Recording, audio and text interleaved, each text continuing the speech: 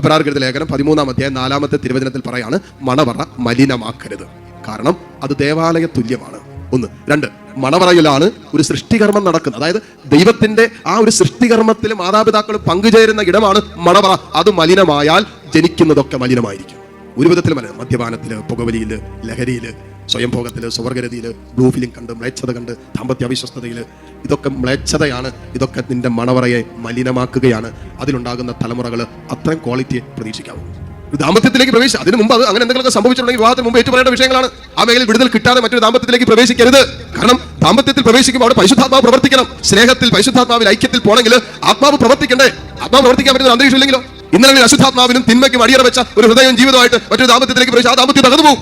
അങ്ങനെ എന്തെങ്കിലുമൊക്കെ ഉണ്ടെങ്കിൽ എന്തെങ്കിലുമൊക്കെ ലൈംഗിക പാപങ്ങൾ വിവാഹത്തിന് മുമ്പൊക്കെ കടന്നു പോകേണ്ടി വന്നിട്ടുണ്ട്, ഇന്ന് വരെ പറഞ്ഞിട്ടില്ല, അനുദപിച്ചിട്ടില്ല, ഏറ്റു പറഞ്ഞിട്ടില്ലെങ്കിൽ അത് പറയണം. അല്ലെങ്കിൽ നമ്മുടെ കുടുംബത്തിൽ, മക്കളിലൊക്കെ ചില അടയാളങ്ങളിലൂടെ കർത്താവ് അത് വെളിപ്പെടുത്തി തരും.